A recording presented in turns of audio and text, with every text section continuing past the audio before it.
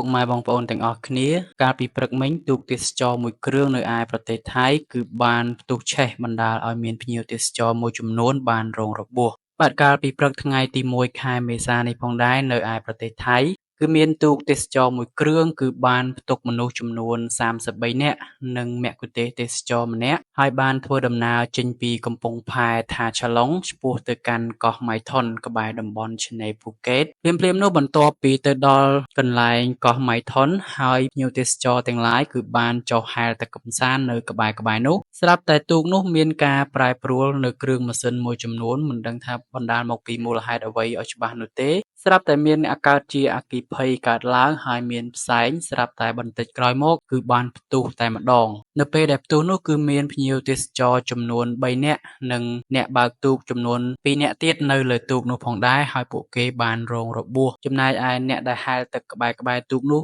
ក៏ត្រូវរងរបួសដោយសារការខ្ទាតនៅអំបែងផ្សេងៗអំពីការផ្ទុះនោះហើយបានរងរបួសផងដែរពួកគេទាំងអស់នោះត្រូវបានបញ្ជូនទៅកាន់មន្ទីរពេទ្យភ្លាមៗបន្ទាប់ពីមានការផ្ទុះនិងបានរងរបួសទៅដល់ភ្ញៀវទេសចរមួយចំនួនហេតុការណ៍នេះគឺបានកើតឡើងនៅវេលាប្រហែលជាម៉ោង9ព្រឹកថ្ងៃទី1 ខែមេសាឆ្នាំ2025នេះឯងស្ថិតនៅឯឆ្នេរម៉ៃថុនក្បែរតំបន់ភូកេតនៅឯប្រទេសថៃមន្ត្រីជំនាញមិនទាន់អាចបញ្ជាក់ពីមូលហេតុនៃការផ្ទុះក៏ដូចជាឆេះទូកកម្សាន្តមួយនេះបាននោះទេដោយសារតែពួកគេកំពុងតែធ្វើការស៊ើបអង្កេតក៏ដូចជាកំពុងតែជួយសង្គ្រោះនិងបញ្ជូនអ្នកដែលរងរបួសទៅកាន់មន្ទីរពេទ្យដើម្បីធ្វើការព្យាបាលបាទបងប្អូនទាំងអស់គ្នានេះគឺជាព័ត៌មានខ្លីមួយនៅឯប្រទេសថៃគឺកាលពីព្រឹកមិញមានទូកដឹកភ្ញៀវទេសចរចំនួន33នាក់ហើយនិងមគ្គុទ្ទេសក៍ទេសចរម្នាក់ផងដែរហើយត្រូវបានផ្ទុះឆេះនៅឯតំបន់ឆ្នេរម៉ៃថុនប្រទេសថៃហើយបានបណ្ដាលឲ្យមនុស្សមួយចំនួនបានរងរបួសមានធ្ងន់និងស្រាលផងដែរហើយក៏បានបញ្ជូនពួកគេទៅព្យាបាលនៅឯមន្ទីរពេទ្យ